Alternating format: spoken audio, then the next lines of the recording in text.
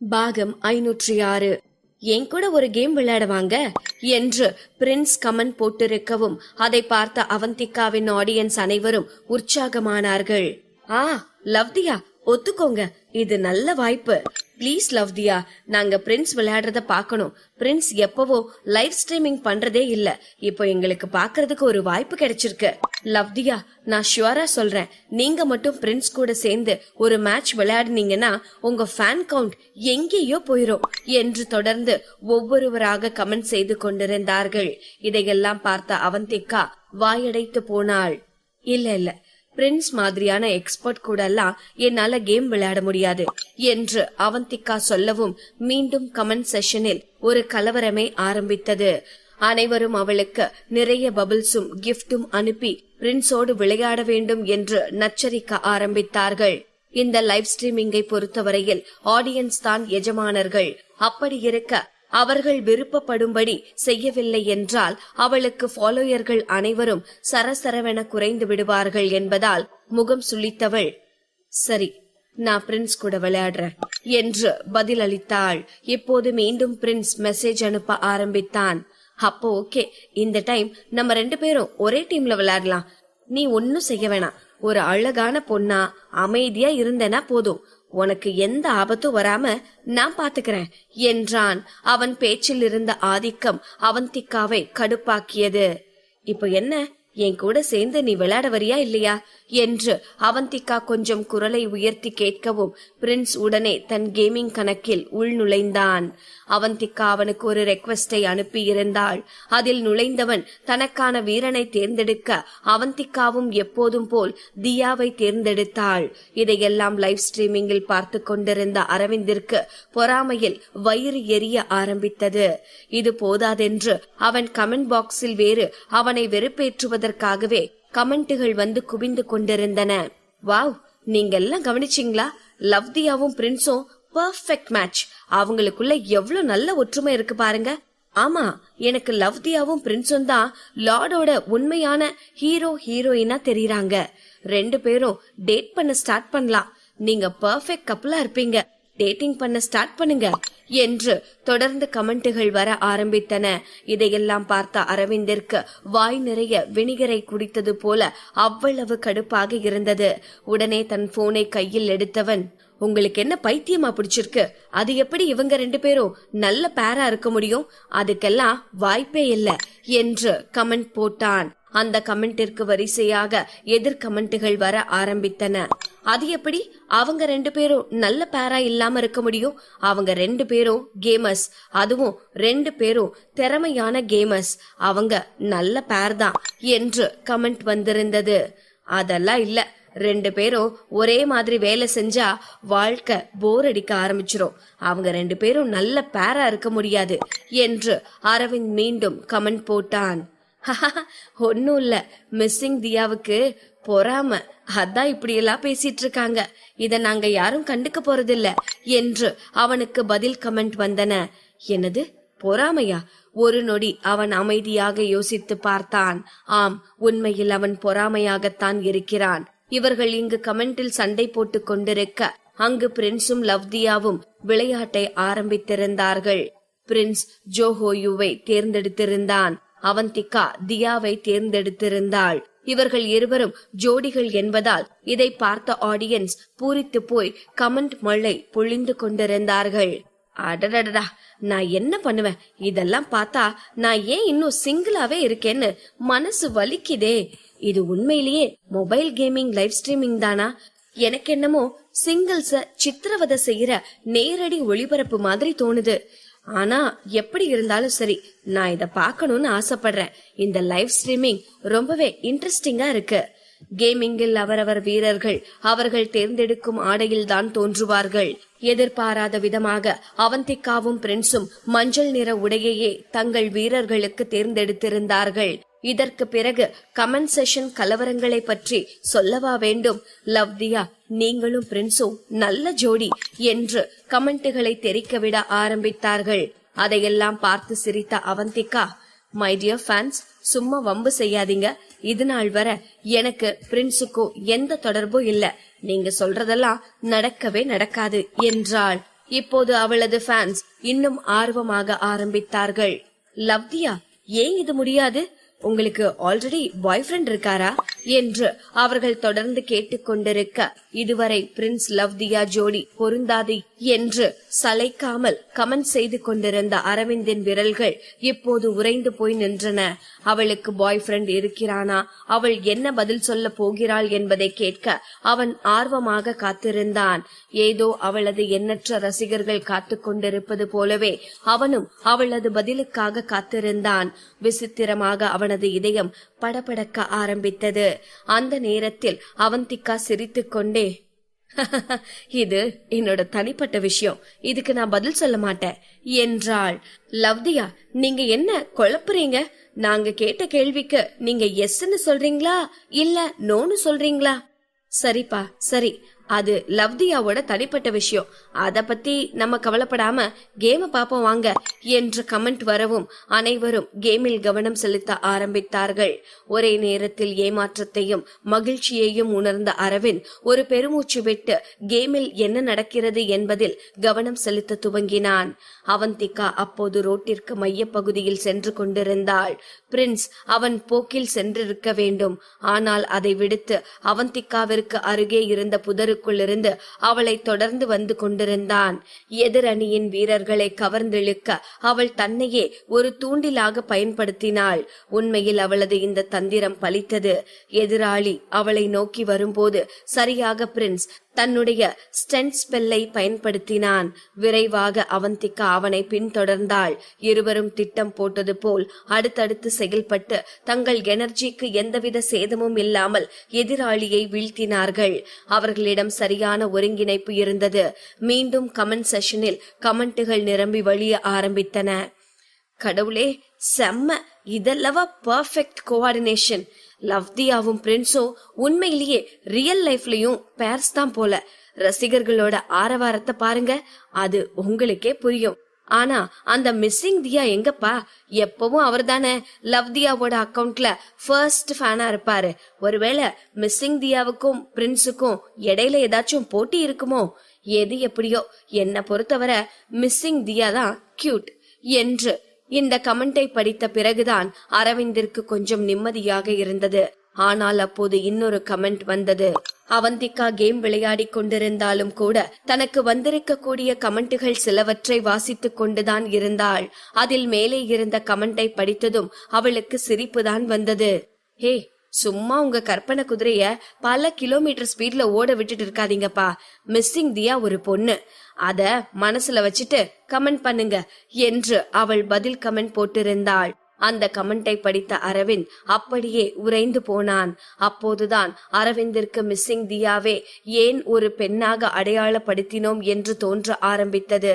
இப்போது மிஸ்ஸிங் தியாவை பயன்படுத்தி அங்கு ஒரு பொறாமையை கூட உண்டு பண்ண முடியவில்லையே என்ற வருத்தம் அவனுக்குள் இருந்தது.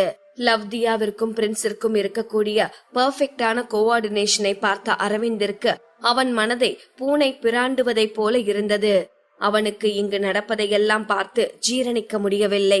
இப்போது என்ன செய்யலாம், அவர்களின் ஆட்டத்தை எப்படி நிறுத்தலாம் என்று யோசித்துக் கொண்டிருந்தவனுக்கு திடீரென ஏதோ ஒரு யோசனை தோன்றவும் அவனது கண்கள் பிரகாசமானது. லவ்தியாவும் பிரின்ஸும் இப்போது ஒரு தீவிரமான போரில் இருந்தார்கள். லவ்தியா போரின் முக்கியமான கட்டத்தில் மாட்டிக்கொண்டிருந்தாள். அவளது பவரும் கூட கிட்டத்தட்ட தீர்ந்து போகக்கூடிய நிலையில் இருந்தது. ஆபத்தில் இருக்கக்கூடிய அவளை காப்பாற்றி அந்த இடத்தில் தன்னை ஹீரோவாக காட்டிக்கொள்ளும் எண்ணத்தில் தான் இருந்தான் பிரின்ஸ். ஆனால் சரியாக அந்த நேரத்தில் லவ்தியா கேமில் இருந்து வெளியேறுகிறாள் என்ற செய்தி திரையில் ஒளிரத் தொடங்கியது. பிரின்ஸுக்கு ஒன்றும் புரியவில்லை. அவன் முழு திரையையும் பார்த்தான். அங்கு லவ்தியா நகராமல் ஒரே இடத்தில் உறைந்து போய் நின்று கொண்டிருக்க அவள் அப்போது கொல்லப்பட்டாள். பிரின்ஸுக்கு அங்கு நடப்பதையெல்லாம் திகைப்புடன் பார்த்து கொண்டிருந்தான். கேமின் முக்கியமான கட்டத்தில் லவ்தியா ஆட்டத்தில் இருந்து வெளியேறியிருந்தாள். அப்போது லவ்தியா அக்கவுண்ட் வேறு ஒரு இடத்தில் லாகின் செய்யப்பட்டிருப்பதாக அவந்திகாவிற்கு நோட்டிபிகேஷன் வந்தது. அவள் திகைத்து போய் அந்த நோட்டிபிகேஷனையே பார்த்து கொண்டிருந்தாள். எப்படி அவளுடைய கேமிங் அக்கவுண்ட் இன்னொரு இடத்தில் லாகின் செய்யப்பட்டிருக்கும் என்று அவளுக்கு திகைப்பாக இருந்தது. ஆனால் அவளது திரையை உற்று நோக்கிய போது அதில் அந்த செய்திதான் தெரிவிக்கப்பட்டிருந்தது. தான் ஏமாற்றப்பட்டதை உணர்ந்து கொண்ட அவந்திகாவிற்கு அதீத கோபம் வந்தது. என்னோட அக்கவுண்ட வேற யாரு லாகின் பண்ணுனது என மிகுந்த சத்தமாக கத்தினாள். ஒரு நபர் கேம் விளையாடி கொண்டிருக்கும் போதே வேறொரு இடத்திலிருந்து லாகின் செய்தால் தற்போதைய அக்கவுண்ட் தானாக லாக் அவுட் ஆகிவிடும். அவர் மீண்டும் இணைந்தாலும் கூட அவர் விட்ட இடத்திலிருந்து கேமை தொடர முடியாது. அவந்திகாவிற்கு பேச்சே வரவில்லை. அவளுக்கு என்ன நடந்தது என்று இப்போது வரை தெரியவில்லை. அவள் வேக வேகமாக தனது பாஸ்வேர்டை போட்டு மறுபடியும் லாகின் செய்தாள். அது லாகின் ஆனது. அவளால் அதை நம்பவே முடியவில்லை. என்ன நடந்திருக்கும்? அதனால் முதலில் லாக் அவுட் ஆகி அது வேறொரு இடத்தில் லாகின் செய்யப்பட்டதை போல காட்டியது என்று அவளுக்கு தலையே சுற்றுவது போல கேள்விகள் முளைத்தன. ஒருவேளை இது சிஸ்டமில் ஏற்பட்ட பிழையாக இருக்கலாம் என்று அவளே முடிவு செய்து கொண்டாள். ஏனென்றால் இது அவளுடைய புது அக்கவுண்ட். இதன் பாஸ்வேர்ட் தன்னை தவிர வேறு யாருக்கும் தெரிவதற்கு வாய்ப்பே இல்லை என்று அவள் நம்பினாள். அதனால்தான் இது நிச்சயமாக சிஸ்டம் பக்காக இருக்கும் என்று அவள் உறுதியாக நினைத்தாள். ஓரளவிற்கு குழப்பம் தெளிவானவளாய் மீண்டும் கேமில் நுழைந்தாள். அவள் லாகின் செய்த போது பிரின்ஸ் அவனது ஆட்டத்தின் கடைசி கட்டத்தில் இருந்தான். ஆனால் லவ்தியா இப்பொழுதுதான் தன்னுடைய புதிய ஆட்டத்தை தொடங்கி இருந்தாள்.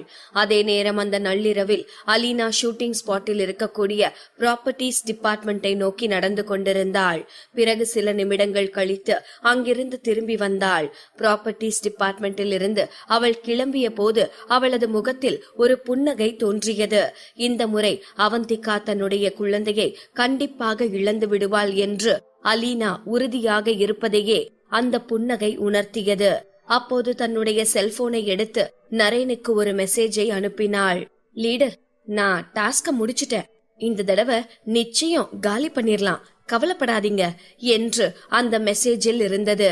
பிறகு நிம்மதியாக தனது அறைக்கு திரும்பினாள். அங்கு கேமில் மீண்டும் உள் நுழைந்த அவந்திகா இது சிஸ்டமில் ஏற்பட்ட பிழையினால் நிகழ்ந்தது என்று கமெண்ட் போட்டிருந்தாள். அதை பார்த்த அரவிந்த் சிரித்துக் கொண்டே தொடர்ந்து லைவ் ஸ்ட்ரீமிங்கை கவனிக்க தொடங்கினான். சரியான சோம்பேறிடா அரவிந்த் உன்னோட பொண்டாட்டி. அக்கவுண்ட் தான் புதுசே தவிர பாஸ்வேர்ட் பழசாவே தான் வச்சிருக்கா. கடைசியில மண்டை மேல இருந்த கொண்டைய மறந்துட்டிய அவந்தி என்று தனக்குள்ளேயே சொல்லிக் கொண்டு சிரித்துக் கொண்டிருந்தான் அரவிந்த்.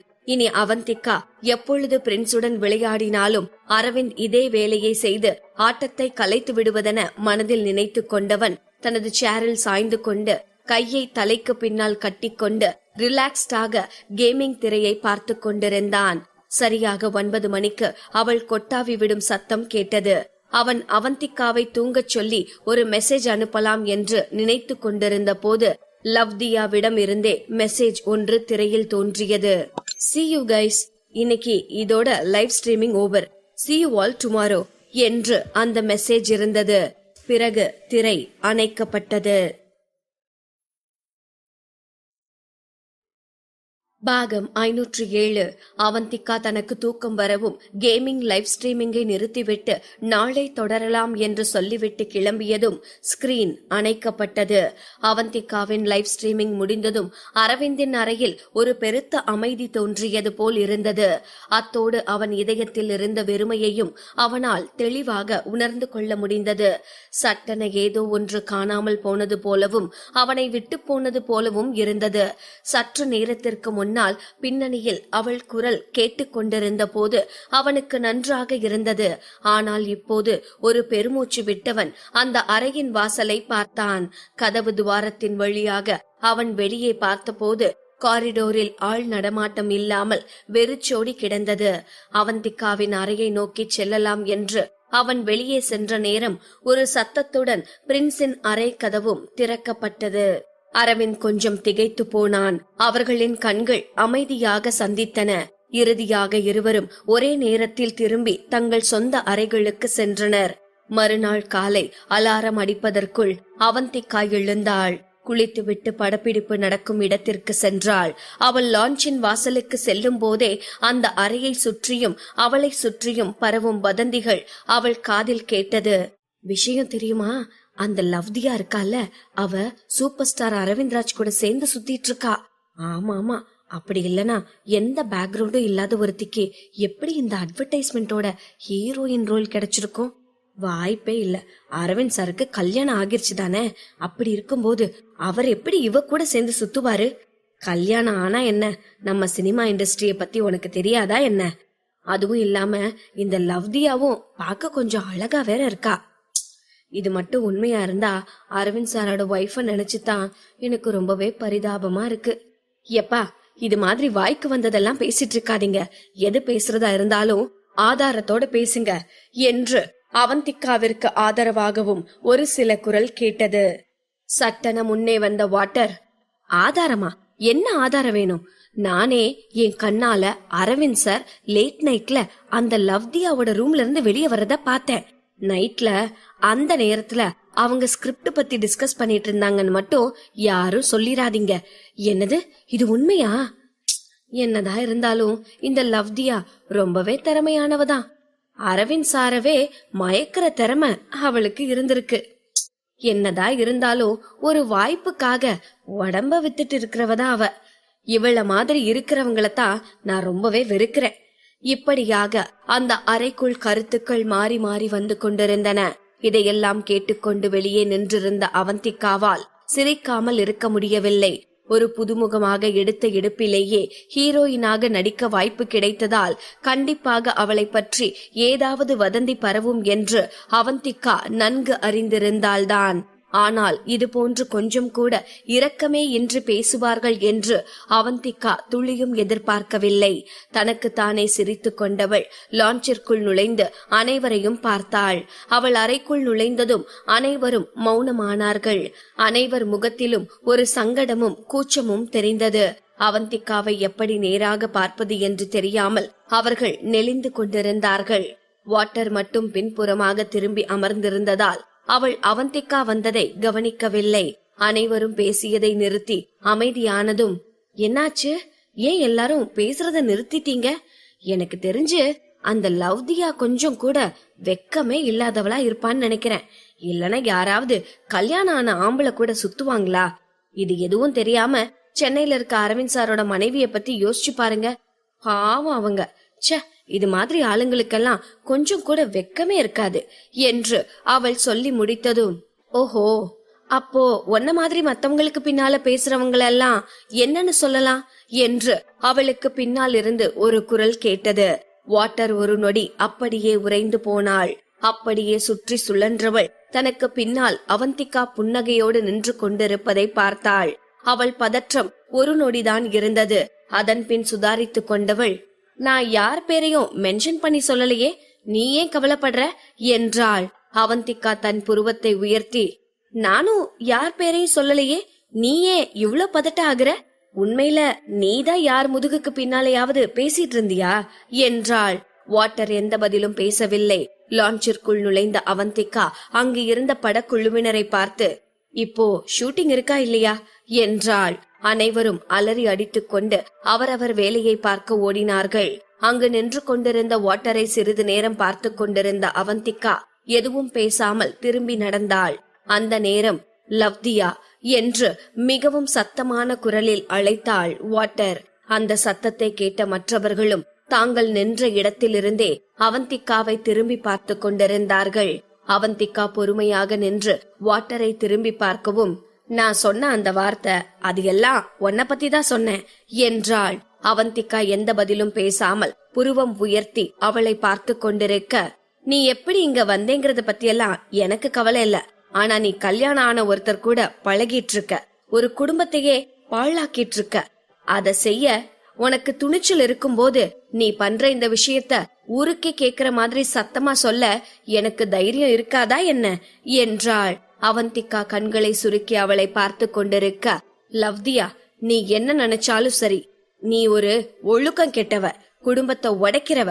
மிஸ்ஸஸ் அரவிந்த் பக்கம் இருந்து யோசிச்சு பாரு, நீ செய்யறது உனக்கே நியாயமா இருக்கா என்றாள். இதை கேட்ட மற்றவர்களும் அப்போதுதான் அவர்களுக்கு தைரியம் வந்ததை போல, ஆமா, வாட்டர் சொல்றது கரெக்ட் தான், நீ ஒழுக்கம் கெட்டவதான். உன்ன மாதிரி இருக்கிறவளுக்கெல்லாம் மத்தவங்கள பத்தி பேசுறதுக்கு என்ன அருகதை இருக்கு? ஆமா, நாங்க ஏன் குற்ற உணர்வோட இருக்கணும்? நாங்க தான் ஒழுக்கம் கெட்டு திரியிறோமா என்ன? இப்படி ஒருவர் மாற்றி ஒருவர் அவந்திகாவை துளைத்து எடுத்துக் கொண்டிருக்க அவந்திகா எதுவும் பேசாமல் நின்று கொண்டிருந்தாள். சரியாக அந்த நேரம் யாரும் என்னோட மனைவிய பத்தி கவலைப்பட தேவையில்லை என்று ஒரு கணீர் குரல் கேட்டது. அனைவரும் ஒரே நேரத்தில் குரல் வந்த திசையை நோக்கி திரும்பி பார்த்தார்கள். அங்கு அரவிந்த் சம்பத்தோடு லான்ச்சை நோக்கி வந்து கொண்டிருந்தான். சட்டென அந்த அறை நிசப்தமானது. வாட்டருக்கு உயிரே போய்விட்டது. அரவிந்த் சார் என்று திக்கி திணறி அவள் சொன்னாள். ஆனால் அவளை பெரிதாக கண்டு கொள்ளாத அரவிந்த் அவந்திகாவை நோக்கி நடந்தான். அவந்திகாவிடம் அவன் எதுவும் பேசவில்லை. அவளை அமைதியாக பார்த்து கொண்டிருந்தான். இப்படிப்பட்ட கேவலமான வதந்திகளுக்கு ஆளான பிறகும் அவள் உண்மையில் அவன் மனைவிதான் என்பதை ஒப்புக்கொள்ள வேண்டாம் என்று பிடிவாதமாக இருக்கிறாளா என்ன? அவ்வளவு உறுதியாக அவள் டிவோர்ஸ் வேண்டும் என்று காத்திருக்கிறாளா? அரவிந்தின் இதயம் சுக்கு நூறாக நொறுங்குவது போல் இருந்தது. மிகவும் கஷ்டப்பட்டு தன் கை முஷ்டிகளை இறுக மூடியவன் தன்னுடைய வலியை மனதிற்குள்ளேயே போட்டு மறைத்து கொள்ள முயன்றான். நீண்ட நேரத்திற்கு பின்பு ஒரு பெருமூச்சு விட்டான். அவன் ஏதோ பேச வாய் திறந்த நேரம், அரவிந்த் சார், நீங்க லவ்தியாவுக்கு இவ்ளோ முக்கியத்துவம் கொடுத்து அவங்கள இவ்ளோ பாதுகாக்கிறீங்கன்னு தெரிஞ்சா உங்க மனைவி எப்படி இதை தாங்கிக்குவாங்க என்றாள் வாட்டர். அதை தொடர்ந்து மற்றவர்களும், அப்புறம் எதுக்காக நீங்க பிரஸ் மீட் வச்சு உங்க மனைவிய இந்த உலகத்துக்கு அறிமுகம் செஞ்சு வச்சீங்க? அப்போ நீங்க எங்க எல்லாருக்கும் ஒரு ரோல் மாடல்னு நினைச்சோம். ஆனா இப்போ நீங்க என்ன வேலை பண்ணிட்டு இருக்கீங்க என்று குரல்கள் எழுந்தன. இதை கேட்ட அரவிந்திற்கு மிகவும் சிரிப்பாக வந்தது. மிஸ்ஸஸ் அரவிந்தை பற்றி இவ்வளவு பேசுபவர்களால் இவள்தான் மிஸ்ஸஸ் அரவிந்த் என்று கண்டுபிடிக்க முடியவில்லையா என்ன? அவனுக்கு அவ்வளவு முட்டாள் ரசிகர்களா இருக்கிறார்கள். இதை நினைத்து நொந்து கொண்டவன், ஓ உண்மையா நீங்க எல்லாரும் என்னோட ஃபேன்ஸ் தானா? அந்த பிரஸ் மீட்டை நீங்க எல்லாம் பாத்தீங்களா என்ன என்றான் நக்கலான குரலில். ஆமா அரவிந்த் சார், இப்ப வரைக்கும் நாங்க உங்க ஃபேன்ஸா தான் இருந்தோம். அதான் நீங்க பண்றதை எங்களால தாங்கிக்க முடியல. நீங்க உங்க மனைவிய டிவோர்ஸ் பண்ண போறீங்களா என்ன என்று முட்டாள்தனமாக ஒருவர் கேள்வி கேட்டுக் கொண்டிருக்க கூட்டத்தில் பெரும் சலசலப்பு தோன்றியது. ஓ காட், நீங்க எல்லாம் என்ன பண்ணிட்டு இருக்கீங்க? உங்களுக்கு லவ்தியாவை பார்த்தா அவங்க மிஸ்ஸஸ் அரவிந்த் மாதிரி இருக்கிறது தெரியலையா என்ன? அதுவும் மிஸ்ஸஸ் அரவிந்தும் ஒரு கேமிங் கேஸ்டர் அப்படிங்கறத நீங்க எல்லாம் மறந்துட்டீங்களா என்று குரல் கேட்டது. அந்த ஒரு வார்த்தையில் அந்த அறை மீண்டும் மௌனத்தில் மூழ்கியது. இதை சொன்னவனை பார்க்க அனைவரும் ஒரே நேரத்தில் திரும்பினர். அது ஒரு பெண் கேஸ்டரின் ஜூனியர் அசிஸ்டன்ட் என்று தெரிந்தது. அந்த பெண் தலை குனிந்து தன் போனில் அந்த பிரஸ் மீட்டின் போட்டோக்களைத்தான் தேடி பார்த்து கொண்டிருந்தாள். அந்த போட்டோக்கள் அவ்வளவு கிளியராக இல்லை. ஆனாலும் அந்த போட்டோவில் இருக்கும் பெண் தங்கள் முன் இருக்கும் லவ்தியாவை போல்தான் இருக்கிறாள் என்பதை அவர்களால் உறுதியாக சொல்ல முடியும். அந்த பெண்ணை போலவே மற்றவர்களும் தங்கள் செல்போனில் அந்த புகைப்படத்தை தேட ஆரம்பித்தார்கள். இப்போது மீண்டும் அவந்திகாவை நிமிர்ந்து பார்த்தவர்களின் கண்களில் ஆச்சரியம் தெளிவாக தெரிந்தது. அப்போ லவ்தியா தான் மிஸ்ஸஸ் அரவிந்தா என்று ஒரு குரல் தடுமாறி வந்தது. அந்த குரலை தொடர்ந்து அனைவரும் அரவிந்தையும் அவந்திகாவையும் மாறி மாறி பார்த்தார்கள். அவந்திகாவின் முகம் இறுகியது. அவள் எதுவும் பேசாமல் அமைதியாக நின்று கொண்டிருக்க ஒரு மெல்லிய புன்னகையோடு அவளது கையை பிடித்த அரவிந்த், மிஸ்ஸஸ் அரவிந்த், நீங்க உடைஞ்சு போயிட்டீங்களா? இதுக்கு மேல நான் எப்படி உங்களை சமாதானப்படுத்துறதுனே தெரியல என்றான். அவன் இதை கேட்ட விதம் கோபமாக இருக்கும். தன் காதலியை செல்லம் கொஞ்சுவது போல் இருந்தது. இதற்கு மேல் அந்த கூட்டத்திற்கு அரவிந்த் என்ன விளக்கம் கொடுக்க வேண்டும்? தங்கள் முன்னிருக்கும் லவ்தியாதான் மிஸ்ஸஸ் அரவிந்த். இந்த கண்டுபிடிப்பு ஒரு பெரிய கன்னி வெடியை கண்டுபிடித்தது போல அனைவர் இதயத்தையும் உறைய வைத்தது. அங்கிருந்த அசிஸ்டன்ட் ஒருவன் வேகமாக இயக்குனரை நோக்கி ஓடினான். டைரக்டர் சார், லவ்தியாவும் அரவிந்த் சாரும் என்று அவன் மூச்சு வாங்கி கொண்டு சொல்ல முயற்சிக்கவும், ஷோ, அவங்களுக்குள்ள நடக்கிறத பத்தி வெளியே சொல்ல போறியா என்ன? அமைதியா இரு என்று அதட்டினார். இல்ல சார், லவ்தியா தான் மிஸ்ஸஸ் அரவிந்த் என்று அவன் சத்தமாக சொல்லவும், என்னது என்று கேட்ட டைரக்டர் அவர் முகத்தில் ஆச்சரியத்தை காட்ட முயன்றார். ஆனாலும் அவருக்கு இந்த உண்மை ஏற்கனவே தெரியும் என்பது அவர் முகபாவத்தில் இருந்து அந்த அசிஸ்டண்டால் தெளிவாகவே புரிந்து கொள்ள முடிந்தது. இங்கு அனைவரும் துளி கூட மேக்கப் எதுவும் இல்லாமல் நின்று கொண்டிருந்த அவந்திகாவை பார்த்து கொண்டிருந்தார்கள். அவள் ஏதோ அவர்களுக்கு பக்கத்து வீட்டு பெண் போலத்தான் தெரிந்தாள். சராசரி பெண்ணை விட அவள் கொஞ்சம் கூடுதல் அழகோடு இருந்தாள். அதை தவிர அவளிடம் வேறு எந்த ஆடம்பரமும் அலட்டலும் இல்லை. மற்ற அனைவரையும் விட வாட்டரால் தான் இந்த உண்மையை தாங்கிக் கொள்ள முடியவில்லை. அதிர்ச்சியில் அவள் வாய் பிளந்து நின்று கொண்டிருந்தாள். ஒரு நபரின் நிலை ஒருவரின் சொந்த நிலையிலிருந்து வெகு தொலைவில் இல்லாத போது ஒருவேளை பொறாமைக்கு இடம் இருக்கலாம். ஆனால் அந்த நபரின் நிலை ஒருவருடைய எல்லைக்கு அப்பாற்பட்டதாக மாறும்போது பொறாமை அவசியமற்றதாகிவிடும். இப்போது வாட்டருக்கு அவந்திகாவின் மீது பொறாமையெல்லாம் இல்லை, ஒருவித பயம்தான் வந்து ஒட்டி கொண்டது. அவள் தன் வாயாலேயே கெட்டுவிட்டாள். இதுதான் அவளுடைய முடிவு என்பது போல் அவளுக்கு தோன்றியது. அவள் என்ன காரியம் செய்திருக்கிறாள்? அவள் மிஸ்ஸஸ் அரவிந்தையே புண்படுத்தி இருக்கிறாள். இந்த எண்ணம் இப்போது எல்லோர் மனதிலும் பொதுவான கேள்வியாக தோன்றியது. முன்பு கேவலமான விஷயங்களை சொன்னவர்கள் தங்கள் தலையை தாழ்த்தி அரவிந்தையும் அவந்திகாவையும் எப்படி எதிர்கொள்வது என்று தெரியாமல் நின்று கொண்டிருக்க தன் தொண்டையை செருமிய அவந்திகா, இப்போ என்ன ஆகிருச்சு? இன்னைக்கு நமக்கு ஷூட்டிங் இருக்கா இல்லையா என்றாள். அந்த கருத்தை கேட்டதும் அனைவரும் திகைப்பிலிருந்து வெளியேறியதாக தோன்றியது. எனவே ஒவ்வொருவராக தங்கள் பணிகளை செய்யத் தொடங்கினர்.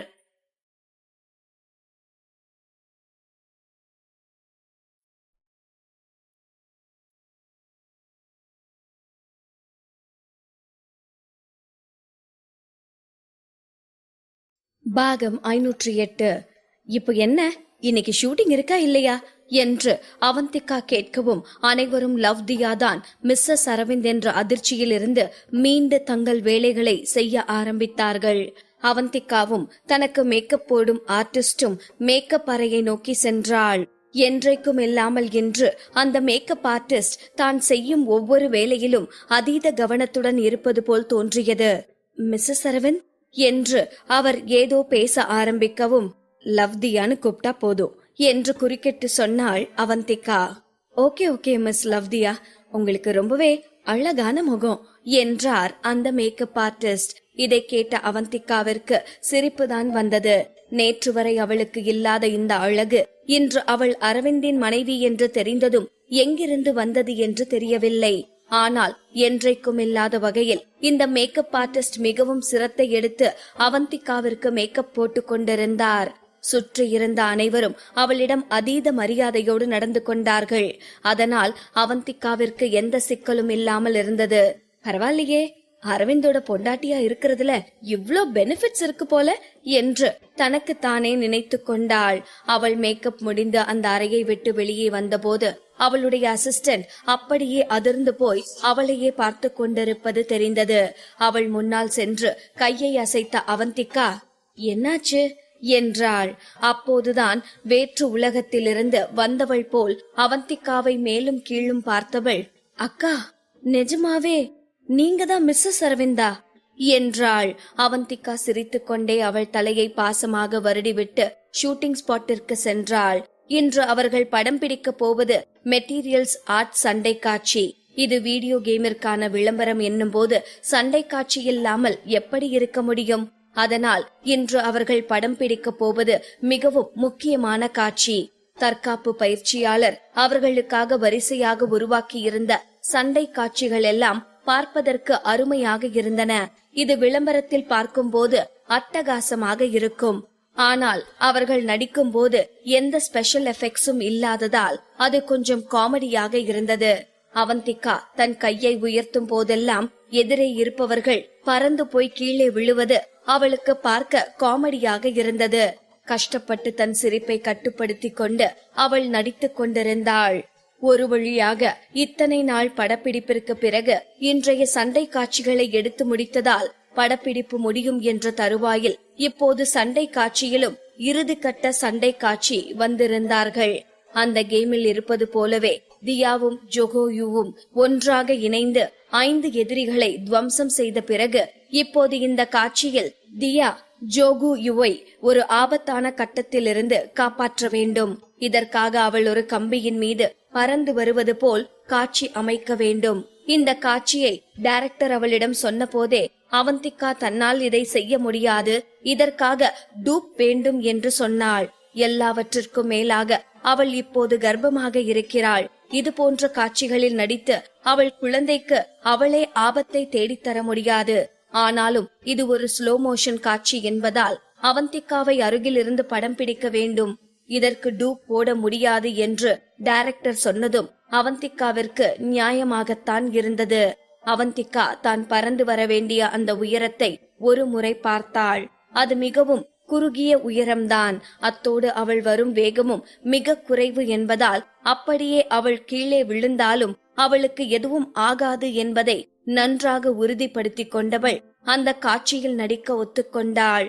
சற்று தூரத்திலிருந்து இதையெல்லாம் பார்த்து கொண்டிருந்த அலீனாவின் கண்களில் ஒரு வஞ்சகம் தெரிந்தது. அதே நேரம் இங்கு நடப்பதையெல்லாம் அந்த ஸ்பாட்டிற்கு சிறிது தூரத்தில் இருந்த பில்டிங்கில் இருந்து பைனாகுலரின் வழியாக பார்த்து கொண்டிருந்தான் நரேன்.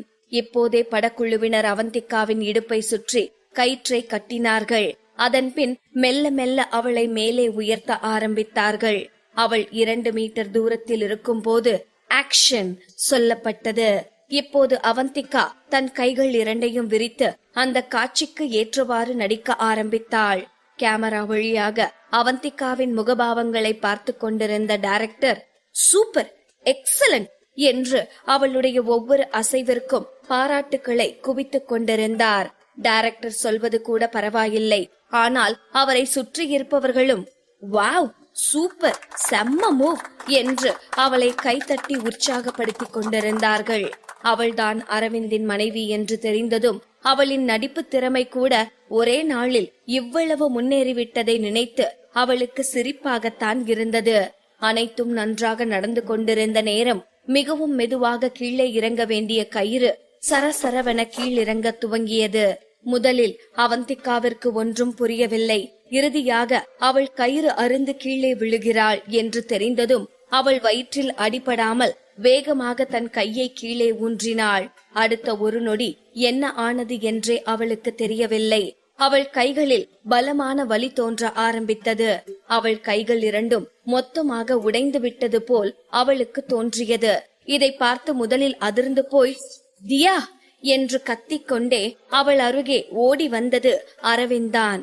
சீக்கிரம் சீக்கிரம் ஆம்புலன்ஸ்க்கு போன் பண்ணுங்க என்று கத்தினார் டிரெக்டர். அவந்திகாவின் முகம் பயத்தில் வெளிரி போயிருந்தது. அவள் நன்றாக பயந்திருந்தாள். ஆனால் அவளது முழு கவனமும் அவள் வயிற்றில்தான் இருந்தது. அவள் கைகளில் பெரும் வலி இருந்து கொண்டிருந்ததால் அவள் வயிற்றில் வலி இருக்கிறதா இல்லையா என்பதை அவளால் சொல்ல முடியவில்லை. அவள் குழந்தைக்கு மட்டும் ஒன்றும் ஆகி இருக்க கூடாது என்பது மட்டும்தான் அவள் மனதில் ஓடிக்கொண்டிருந்தது.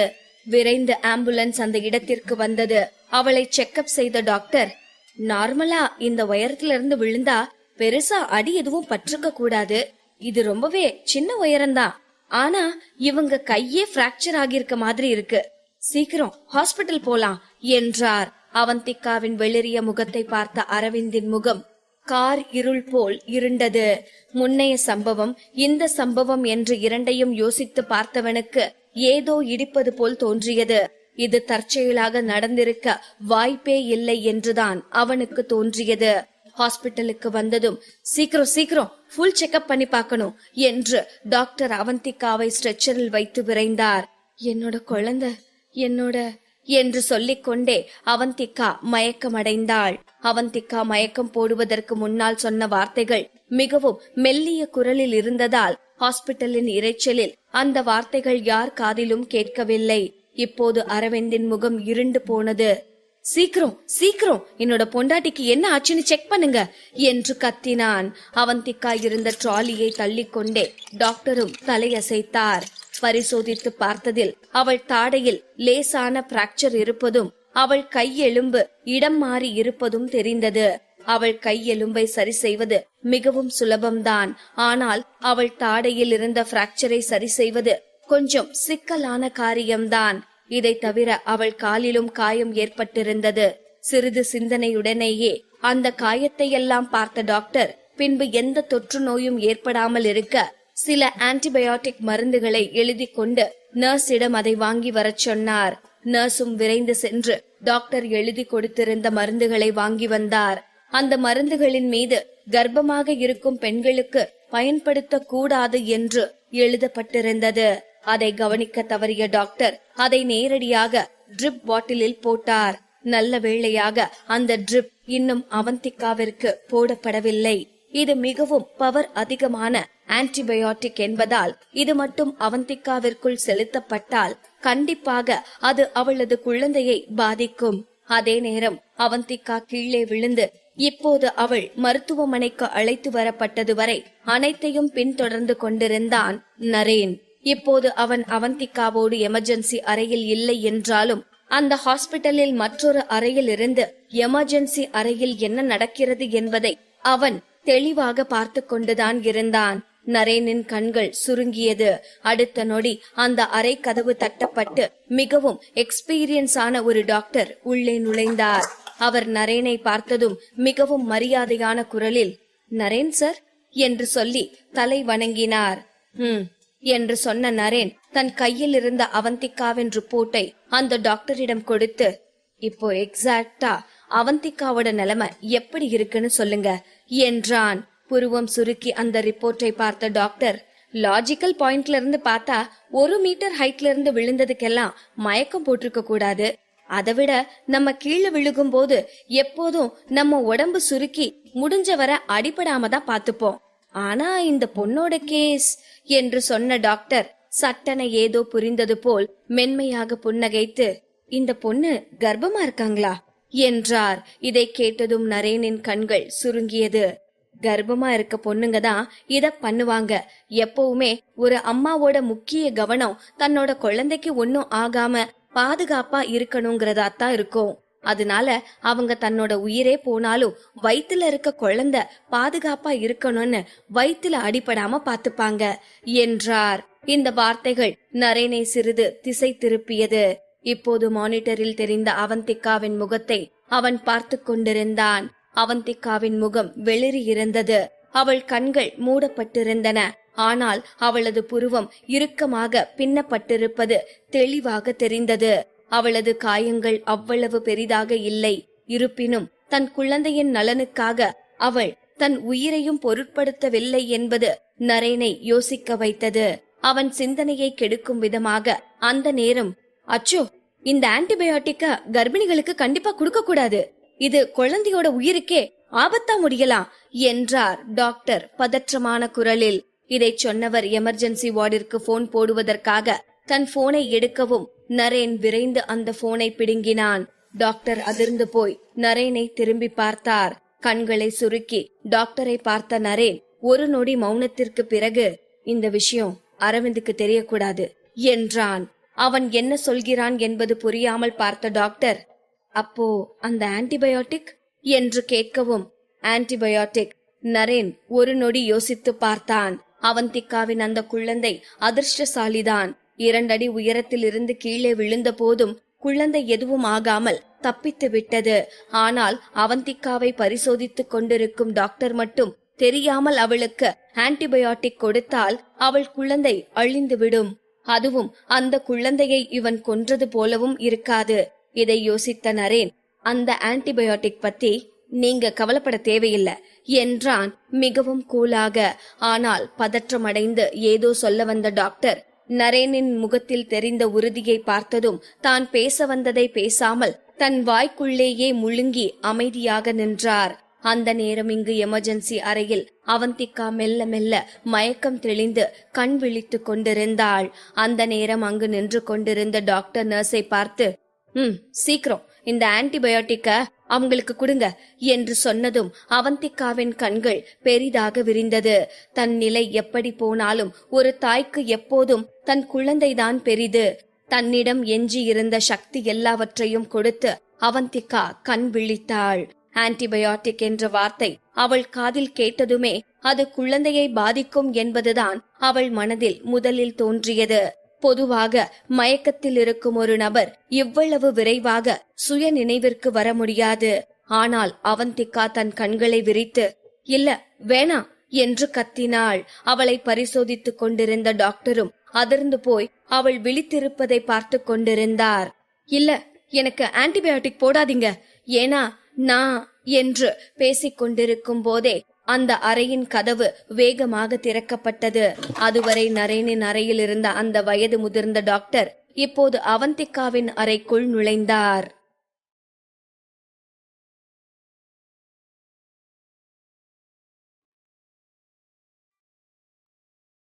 பாகம் 509. இல்ல, எனக்கு ஆன்டிபயோட்டிக் போடாதீங்க என்று அவந்திகா சொல்லிக் கொண்டிருக்கும் போது அதுவரை நரேனின் அறையில் இருந்த அந்த வயது முதிர்ந்த டாக்டர் இப்போது அவந்திகாவின் அறைக்கு வந்தார். அவரை பார்த்த அனைவரும் டீன் என்று அதிர்ச்சியாக பார்க்கவும், நீங்கெல்லாம் போங்க, நான் இந்த பேஷண்ட்டை கவனிச்சுக்கிறேன் என்று சொன்ன டீன் அவந்திகாவின் அருகே வந்தார். மற்றவர்களும் அவர் பேச்சுக்கு மறு பேச்சு இல்லாமல் அந்த அறையை விட்டு வேகமாக வெளியே சென்றார்கள்.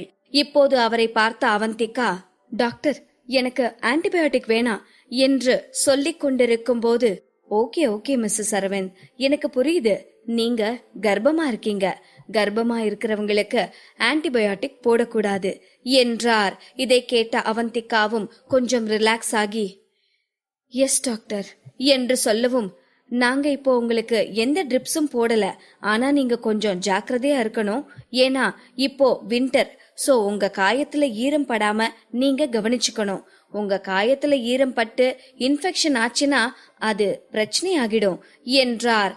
அவந்திகாவும் சரி என்று தலையசைத்து, டாக்டர், என்னோட குழந்தை என்று கேட்கவும், ஒன்னும் கவலைப்படாதீங்க மிஸ்ஸஸ் அரவிந்த், உங்க குழந்தை நல்லா ஆரோக்கியமா தான் இருக்கு என்றார். இதை கேட்டதும் அவந்திகாவிற்கு உயிரே வந்தது போல் இருந்தது. அவளது காயத்திற்கு சிகிச்சை அளித்த பிறகு அவந்திகா மருத்துவமனையில் இருந்து கிளம்ப பச்சை கொடி காட்டப்பட்டது. அவள் காயங்கள் அனைத்தும் வெளிப்புற காயங்கள் என்பதால் அவள் மருத்துவமனையில் தங்க வேண்டிய அவசியம் ஏற்படவில்லை. அதுவும் இல்லாமல் மருத்துவமனையில் வீசிய அந்த கடுமையான மருந்து வாசனையை அவளை இன்னும் நோயாளியாக மாற்றுவது போல் இருந்தது. குழந்தைக்கு எந்த பாதிப்பும் இல்லை என்று தெரிந்த பிறகும் இதற்கு மேலும் மருத்துவமனையில் தனக்கு என்ன வேலை என்று நினைத்த அவந்திகா தன்னை டிஸ்சார்ஜ் செய்ய சொல்லி வற்புறுத்தி கொண்டிருந்தாள். எமர்ஜென்சி வார்டில் இருந்து அவள் வெளியே அழைத்து வரப்பட்ட போது சற்று தூரத்தில் அரவிந்த் கவலையே உருவாக அமர்ந்திருப்பது அவளுக்கு தெரிந்தது.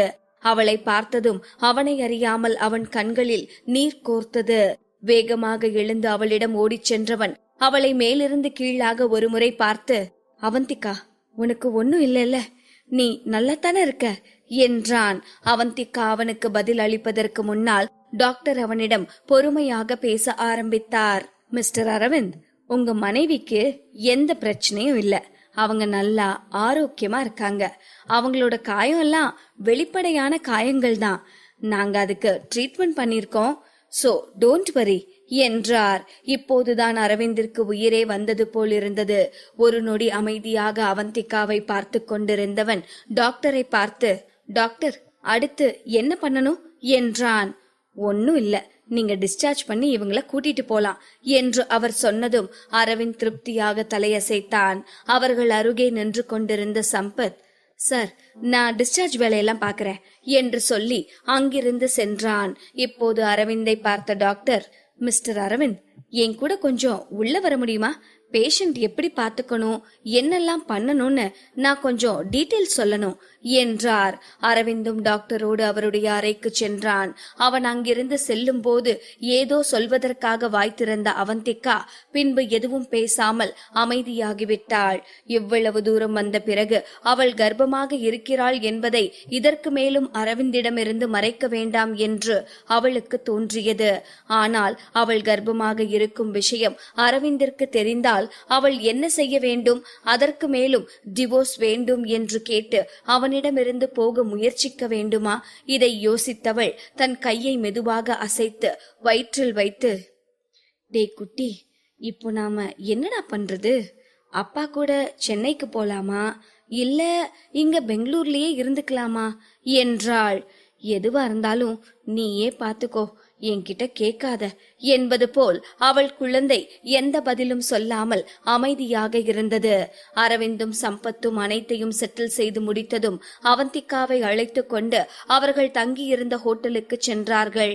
காரில் செல்லும் போது அவந்திகா என்னதான் தான் இயல்பாக இருப்பதாக காட்டிக்கொள்ள முயற்சித்தாலும் அவளால் முடியவில்லை. கார் கண்ணாடிகளுக்கு வெளியே பின்னோக்கி செல்லும் மரங்களின் மீது அவள் கவனத்தை செலுத்த விரும்பினாள். ஆனால் என்ன செய்ய, அவளால் அரவிந்தை பார்க்காமல் இருக்க முடியவில்லை. நொடிக்கு ஒரு முறை அரவிந்தை பார்த்தவள் அவன் ஏதாவது பேசுவானா என்று காத்து கொண்டிருந்தாள். இப்போது அவள் இதயம் கொஞ்சம் கோபமாக மாறியது. உண்மை என்னவென்றால் அவள் கர்ப்பமாக இருக்கும் விஷயம் தெரிந்ததிலிருந்து அரவிந்தை விட்டு விலகி இருக்க வேண்டும் என்னும் அவளுடைய எண்ணம் கொஞ்சம் கொஞ்சமாக கரைய துவங்கியது. அதனால்தான் இந்த முறை அவள் அரவிந்தை பார்த்தபோது அவனிடம் அதிகம் கோபப்படாமல் அவனை விட்டு விலகிச் செல்ல முயற்சிக்காமல் இருந்தாள். அவள் இதயத்தில் ஆழத்தில் அவளுக்கு அவனுடைய அரவணைப்பும் ஆதரவும் தேவைப்பட்டது. ஆனால் இங்கு வந்ததிலிருந்து அரவிந்த் ஒரு முறை கூட அவளை திரும்பி வரச் சொல்லவில்லை. அதனால் அவளும் அதை பற்றி அவனிடம் எதுவும் சொல்லவில்லை. இப்போது அவள் கர்ப்பமாக இருக்கிறாள். இது தெரிந்தும் அவன் ஏன் இன்னும் அவளிடம் ஒரு வார்த்தை கூட பேசவில்லை? ஒருவேளை இன்னும் அவனுடைய இதயத்தில் சோல் ஃபைட்டரின் நினைவுகள்தான் பாரமாக இருக்கிறதா? அதனால் இனி எப்போதும் தன்னோடு சேர்ந்து வாழ வேண்டாம் என்று அவன் முடிவெடுத்து விட்டானா? இந்த எண்ணங்கள் தோன்றியதும் அவள் தன் உதடுகளை அழுந்த கடித்து கை முஷ்டிகளை இறுக்கிக் கொண்டாள். அவர்கள் முன்பு இருந்ததைப் போல் சந்தோஷமான வாழ்க்கைக்கு மீண்டும் திரும்பவே முடியாதா என்ற ஏக்கம் அவள் கண்களில் கண்ணீரை தேக்கியது. அந்த நேரம் இறுதியாக அரவிந்த் பேச ஆரம்பித்தான். அவந்திகா, இப்போ உனக்கு உடம்புக்கு முடியல, சோ நீ ஷூட்டிங் வர வேணாம். நான் உன்னை ஹோட்டலுக்கு கூட்டிட்டு போறேன். அதுக்கப்புறம் பெங்களூர் கொண்டு போய் விடுறேன். நீ நல்லா ரெஸ்ட் எடு. மத்தத பத்தியெல்லாம் அப்புறம் யோசிச்சுக்கலாம் என்றான். இதை கேட்ட அவந்திகாவிற்கு பயங்கரமாக கோபம் வந்தது. அப்படி என்றால் அவளை சென்னைக்கு அழைத்து செல்லும் எண்ணம் அவனுக்கு துளியும் இல்லையா என்ன? அப்படி இருக்க எதற்காக பெங்களூரிலேயே இவ்வளவு நாள் தங்கி இருக்கிறான்? எதற்காக மிக சுலபமாக முடிக்க வேண்டிய ஷூட்டிங்கை இத்தனை நாட்களாக இழுத்தடித்து கொண்டிருக்கிறான்? எதற்காக அத்துமீறி அவள் அறைக்குள் நுழைந்து ஷில்மிஷம் செய்து கொண்டிருக்கிறான்? அவள் கர்ப்பமாக இருக்கிறதால் அவளுக்கு இவ்வளவு கோபம் வருகிறதா? இல்லை, இயல்பாகவே அவள் இத்தனை நாட்கள் சுமந்து கொண்டிருக்கும் மனவேதனை அவளை இப்படி கோபப்பட வைக்கிறதா என்பது அவளுக்கு புரியவில்லை. ஒரு முறை மூச்சை இழுத்து விட்டவள் சரி என்று ஒற்றை வார்த்தையில் பதிலளித்தாள். அவள் குரலில் இருந்த மாற்றத்தை வைத்து அவள் கோபமாக இருக்கிறாள் என்பதை கண்டுபிடித்த அரவிந்தாள் அவள் ஏன் கோபமாக இருக்கிறாள் என்பதை கண்டுபிடிக்க முடியவில்லை. அப்பாவியாக அவளையே பார்த்து கொண்டிருந்தான். அரவிந்திற்கு மட்டும்தானா இந்த நிலை? உலகில் உள்ள அத்தனை கணவன்மார்களின் நிலையும் இதுதானே? மனைவி ஏன் கோபப்படுகிறாள் என்று தெரியாமல் பேந்த பேந்த விழிக்க வேண்டியது, பிறகு அதற்கும் சேர்த்து திட்டு வாங்கிக் கொள்வது. அதே நேரம் இங்கு மருத்துவமனையில் அவந்திகா டிஸ்சார்ஜ் செய்யப்பட்ட பிறகு மருத்துவர் நரேன் இருந்த அறைக்குள் நுழைந்தார். ஒருவித பதற்றத்தோடு நரேனை பார்த்த மருத்துவர், அது நரேன் சார், கரெக்டா இன்ஜெக்ஷன் போடும்போது அந்த பொண்ணு எழுந்துட்டாங்க. அதான் அவங்கள சந்தேகப்பட வைக்கிறது நல்லது இல்லைன்னு என்று இழுக்கவும், பரவாயில்ல, எந்த நேரத்திலையும் அவந்திகாவுக்கு சந்தேகம் வரவிடக்கூடாது. போகட்டும், இந்த முறை அந்த குழந்தைக்கு ஆயுசு கெட்டின்னு நினைக்கிறேன் என்றான் நரேன். எல்லாவற்றையும் விட முக்கியமான விஷயம், அரவிந்த் இப்போது இங்குதான் இருக்கிறான். அவனுக்கு மட்டும் அவந்திகா கர்ப்பமாக இருப்பது தெரிந்தால், அவள் குழந்தை கலைந்திருந்தாலும் கூட அவன் என்ன செய்திருப்பான் என்பது நரேனுக்கு நன்றாக தெரியும். அவந்திகாவே வர மறுத்தாலும் வலுக்கட்டாயமாகவாவது அவளை சென்னைக்கு அழைத்து சென்றிருப்பான். அதன் பிறகு அவந்திகா கடுமையான காவலில் வைக்கப்படுவாள். அப்போது அவளை நெருங்குவதே மிக கடினமாக போயிருக்கும். இப்படி ஒரு விஷயம் எப்போதும் நடந்துவிடக் கூடாது. அந்த குழந்தை இருக்கும் விஷயம் அரவிந்திற்கு தெரியாமலேயே அதன் கதையை முடிக்க வேண்டும். அதன் பின் எப்போதும் இப்படி ஒரு குழந்தை இருந்த விஷயம் அரவிந்திற்கு தெரிய வரக்கூடாது. அப்படி பார்க்கும்போது இன்று அந்த குழந்தை தப்பித்ததும் நல்லதுதான் என்று நரேனிற்கு தோன்றியது. அவந்திகாவிற்கு காயம் பட்டிருப்பதால் அவளை பெங்களூரு அழைத்துச் செல்லலாம் என்றுதான் அரவிந்த் நினைத்திருந்தான். ஆனால் அவந்திகா பிடிவாதமாக படப்பிடிப்பு முடிந்த பின்புதான் இங்கிருந்து கிளம்புவேன் என்று சொன்னதும் அரவிந்தால் ஒன்றும் செய்ய முடியவில்லை. இது ஒரு விளம்பரம்தான் என்பதால் அதிக அளவிலான காட்சிகள் எல்லாம் தேவையில்லை. இத்தனை நாட்களாக கூட அரவிந்தான் இது சரியில்லை, அது சரியில்லை, இந்த காட்சியை மீண்டும் எடுக்கலாம், இப்படியெல்லாம் சொல்லி படப்பிடிப்பை தாமதமாக்கிக் கொண்டிருந்தான். இப்போது அவந்திகாவிற்கு நடிக்க வேண்டிய காட்சிகளும் பெரிதாக இல்லை. கிட்டத்தட்ட அனைத்து காட்சிகளும் முடிந்துவிட்டது. இதற்கு பிறகு வரப்போகும் 1-2 சண்டை காட்சிகளையும் டூப்பை வைத்து எடுத்துக்கொள்ளலாம் என்று டைரக்டர் சொல்லிவிட்டதால் இப்போது அவர்களுக்கு தேவைப்படுவதெல்லாம் 1-2 க்ளோஸ்அப் காட்சிகள்தான். அவந்திகாவின் அந்த காட்சிகள் அனைத்தும் படம் பிடித்து முடிக்க இன்னும் 2 நாட்கள் ஆனது. அனைத்தும் முடிந்த பின் 2 நாட்கள் அங்கேயே தங்கி ஓய்வெடுத்துவிட்டு அதன் பின் பெங்களூரு போகலாம் என்று அவந்திகா திட்டம் போட்டிருந்தாள். அவள் கிளம்புவதற்கு முதல் நாள் டைரக்டர் திடீரென்று அனைவருக்கும் ஒரு முக்கியமான மீட்டிங்கை அரேஞ்ச் செய்திருந்தார். அவந்திகா அந்த மீட்டிங்கில் கலந்து கொள்ளவில்லை. ஆனால் அவந்திகாவின் அசிஸ்டன்ட் அந்த மீட்டிங்கிற்கு சென்றிருந்தாள். அன்று மாலை அவந்திகாவின் அறைக்கு வந்த அந்த அசிஸ்டன்ட், தியாக்கா, அன்னைக்கு உங்களுக்கு நடந்தது ஆக்சிடென்ட் இல்ல, அது அந்த அலீனா செஞ்ச வேலையா என்றார் பதற்றமான குரலில். இதை கேட்டதும் அவந்திகா அப்படியே உறைந்து போனாள். தன்னுடைய அசிஸ்டண்டை நம்ப முடியாமல், நீ என்ன சொன்ன என்று அவள் மீண்டும் கேட்கவும், நான் உண்மையாத்தான் சொல்றேன்கா, அரவிந்த் சார் தான் இந்த மீட்டிங்கவே அரேஞ்ச் பண்ணியிருந்தாரு. அவர் எல்லாருக்கும் முன்னாடி அந்த அலீனா செஞ்ச சதி வேலைய அம்பலப்படுத்திட்டாரு என்றாள். அவந்திகா ஒரு பீதியோடு அவளை பார்த்து கொண்டிருக்கவும், முதல்ல அந்த அலீனா நான் செய்யவே இல்லைன்னு அவ்ளோ சாதிச்சு பார்த்தா. ஆனா அரவிந்த் சார் அங்கிருந்த சிசிடிவி வீடியோ வச்சு அவதான் ரோப்பெல்லாம் வச்சிருந்த இடத்துக்கு போனான்னு ஆதாரத்தோட சொல்லவோ, ஆமா நான் அங்க போனேன்தான், ஆனா நான் போய் எதுவும் பண்ணல, சும்மா அங்க என்னெல்லாம் இருக்குன்னு சுத்தி பார்க்கத்தான் போனேன்னு விடாப்பிடியா சொல்லிட்டே இருந்தா. ஆனா அரவிந்த் சார் போலீஸ் கம்ப்ளைண்ட் பண்ணலாம், போலீஸ் வந்து விசாரிக்கட்டும்னு சொல்லவும் அவ ரொம்பவே பயந்து போயிட்டா. அப்புறம் அவதான் அந்த வேலைய செஞ்சான்னு எல்லாருக்கும் தெரிஞ்சிருச்சு என்றாள் அவளுடைய அசிஸ்டன்ட். அவந்திகா அதிர்ச்சியில் இருந்ததால் அவள் வாயிலிருந்து வார்த்தைகள் வர மறுத்தன. அலீனா என்பதைத்தான் அவள் மீண்டும் மீண்டும் சொல்லிக் கொண்டிருந்தாள். இதை கவனித்த அவளுடைய அசிஸ்டன்ட், இப்போ அந்த அலீனாவை டைரக்டர் ஷூட்டிங் ஸ்பாட்டை விட்டே துரத்திட்டாருக்கா என்றாள். அவந்திகாவின் கண்கள் சுருங்கியது. அந்த அலீனா ஏன் அவளை குறிவைக்க வேண்டும்? அப்படியே அவள் பழிவாங்க செய்திருந்தாலும் வெறும் 1 மீட்டர் உயரத்தில் இருந்து விழுந்தால் என்ன ஆகிவிடும் என்று அவள் இதை செய்தாள். அவந்திகாவிற்கு அலீனாவை பற்றி நன்றாக தெரியும். அவள் எது செய்தாலும் நன்கு திட்டம் போட்டுத்தான் செய்வாள். இதுபோல் அவளுக்கு பொருந்தாத காரியம் எதையும் செய்ய மாட்டாள். இதை யோசித்த போதுதான் அவந்திகாவின் மண்டைக்குள் மணி அடிக்க ஆரம்பித்தது. அந்த அலீனாவின் நோக்கம் அவளுடைய குழந்தையாக இருந்தால், ஆமா, 1 மீட்டர் உயரத்திலிருந்து விழுந்தா அவந்திகாவிற்கு ஒன்றும் ஆகாதுதான். ஆனால் அவள் குழந்தைக்கு கண்டிப்பாக ஆபத்து ஏற்படும். ஆனால் தான் கர்ப்பமாக இருப்பது அந்த அலீனாவிற்கு எப்படி தெரிந்தது என்று அவந்திகா யோசித்தாள்.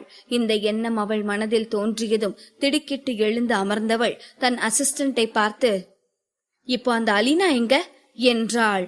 அவ போயிட்டாக்கா, அவ அப்பவே எல்லாத்தையும் பேக் பண்ணிட்டு ஷூட்டிங் ஸ்பாட்டை விட்டு போயிட்டா. எனக்கு தெரிஞ்சு இதுதான் அவ கெரியரோட முடிவா இருக்கும்னு நினைக்கிறேன். எப்படி அவளால இப்படி ஒரு காரியத்தை செய்ய முடிஞ்சது என்று அவள் தொடர்ந்து பேசிக்கொண்டே இருந்தாள். ஆனால் அலீனா போய்விட்டாள் என்று சொன்னதுதான் அவந்திகாவின் காதில் கேட்டுக்கொண்டிருந்தது. அவ போயிட்டாளா? எங்க போயிருப்பா என்று யோசித்த அவந்திகா சட்டென எழுந்து நின்று, அந்த அலீனா அங்கிருந்து கிளம்பி எவ்வளவு நேரம் இருக்கும் என்றாள்.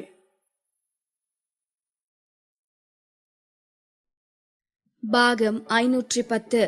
அந்த அலீனா எப்ப கிளம்புனா என்று அவந்திகா பரபரப்பாக கேட்கவும், அவ கிளம்பி ரொம்ப நேரம்லாம் ஆகிருக்காதுக்கா, இப்பதான் கிளம்புனா என்றாள் அவந்திகாவின் அசிஸ்டன்ட்.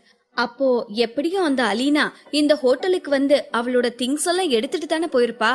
அப்போ அவ இங்க இருந்து கிளம்பி ரொம்ப நேரம் இருக்காது. சீக்கிரம் சீக்கிரம் அந்த அலீனா இந்த ஹோட்டலை விட்டு எங்க போறான்னு எனக்கு கண்டுபிடிச்சு சொல்லு என்று அவந்திகா தன்னுடைய அசிஸ்டண்டை அவசரப்படுத்தினாள். ஒரு நொடி அவளுடைய அசிஸ்டண்டிற்கு என்ன நடக்கிறது என்றே புரியவில்லை. பின்பு மெல்ல சுதாரித்து கொண்டவள் அந்த இடத்தை விட்டு வேகமாக வெளியே சென்றாள். அதே நேரம் அந்த அறைக்குள் வீல் சேரில் அமர்ந்திருந்த அவந்திகாவின் உடம்பு சில்லிட்டு போவது போல் இருந்தது. அந்த அலீனா ஏன் தன் குழந்தையை குறிவைக்க வேண்டும்? தான் கர்ப்பமாக இருப்பது அவளுக்கு எப்படி தெரிந்திருக்கும் என்று அவந்திகா அனைத்து சாத்திய கூறுகளையும் யோசித்து பார்க்க ஆரம்பித்தாள். அந்த ஏசி அறையிலும் அவளுக்கு வியர்த்து கொட்ட ஆரம்பித்தது. அலீனாவை தேடிச் சென்றிருந்த அவந்திகாவின் அசிஸ்டன்ட்டும் வேகமாக மூச்சு வாங்கிக் கொண்டே அறைக்கு ஓடி வந்தவள் அவந்திகாவின் முன் மண்டியிட்டு அமர்ந்து, அக்கா, நீங்க சொன்னது கரெக்ட் தான். அந்த அலீனா ரொம்ப தூரம் எல்லாம் போகல. நான் கீழே போனப்பதான் அவ இந்த ஹோட்டலை விட்டே வெளியே போனா. கொஞ்ச நேரம் ஹோட்டல் வாசல்லயே நின்னுட்டு இருந்தவ திடீர்னு வெறி பிடிச்ச மாதிரி வேகமா தன்னோட சூட்கேஸை இழுத்துக்கிட்டு நம்ம ஹோட்டலுக்கு எதிரில இருக்க அந்த பெரிய ஹோட்டலுக்குள்ள போயிட்டா என்றாள். அவந்திகாவின் மூளை வேகமாக செயல்பட ஆரம்பித்தது. அலீனா ஏன் அந்த பெரிய ஹோட்டலுக்குள் போக வேண்டும்? சட்டென அவளுக்கு அனைத்து முடிச்சுகளும் அவிழ்வது போல் இருந்தது. ஏனென்றால் நரேன் அங்குதான் இருக்க வேண்டும். அதனால்தான் அலீனா அங்கு செல்கிறாள். இப்போதுதான் அவந்திகாவிற்கு அவள் மனதில் ஓடிக்கொண்டிருந்த மற்ற கேள்விகளுக்கான பதில்களும் கிடைக்க ஆரம்பித்தது. கடந்த 4 நாட்களாக அவள் அரவிந்தை கவனித்துக் கொண்டிருக்கிறாள். அவன் அவளை தாங்கு என்றுதான் தாங்குகின்றான். ஆனால் அவன் குழந்தையை பற்றி ஒரு வார்த்தை கூட அவளிடம் கேட்கவில்லை. அப்படியென்றால் அவனுக்கு குழந்தையை பற்றி எதுவும் தெரியவில்லை. அன்று அரவிந்திடம் தனியாக பேச வேண்டும் என்று சொன்ன டாக்டர் ஒரு வார்த்தை கூடவா அவள் கர்ப்பமாக இருப்பதை பற்றி சொல்லவில்லை? அவர் ஏன் அதை சொல்லாமல் விட்டார் என்று அவள் மண்டையை உடைத்துக் கொண்டிருந்தாள். இப்போது அந்த கேள்விக்கான பதில் அவளுக்கு ஓரளவிற்கு தெரிய வரவும் அவந்திகாவின் முதுகு தண்டுவடம் சில்லிட்டு போனது. வேகமாக தன் வீல் சேரில் இருந்து எழுந்து நின்றவள், அரவிந்த் இப்ப எங்க இருக்காரு என்றாள். ஐயோ அக்கா, என்னாச்சு? நீங்க உட்காருங்க. அரவிந்த் சார் இன்னும் ஷூட்டிங் ஸ்பாட்ல தான் இருக்காரு என்றாள் மிகவும் படபடப்பாக.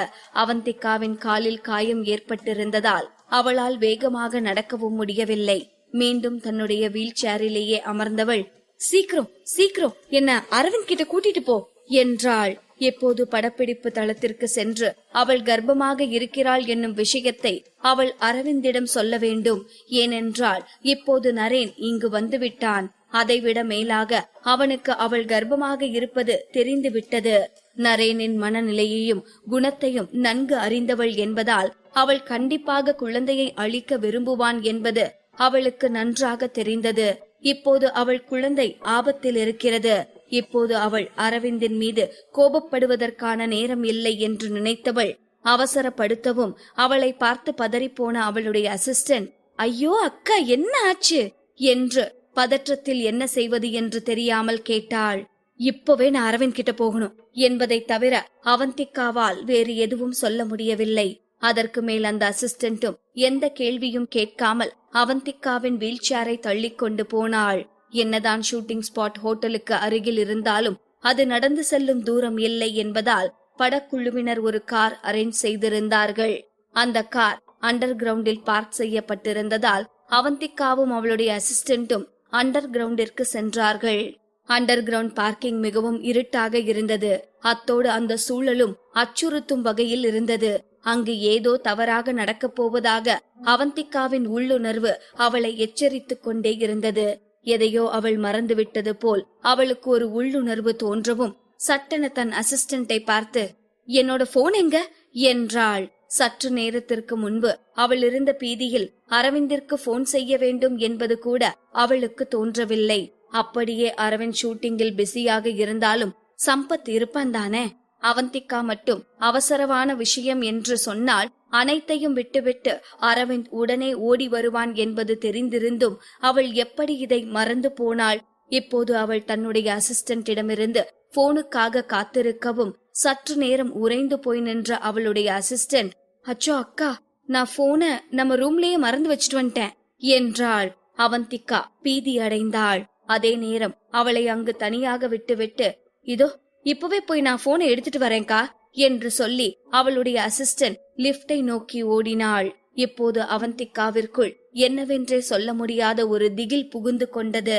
அவள் வேறு வீல் சேரில் அமர்ந்திருந்ததால் அவளால் சரியாக எழுந்து நடக்க கூட முடியவில்லை.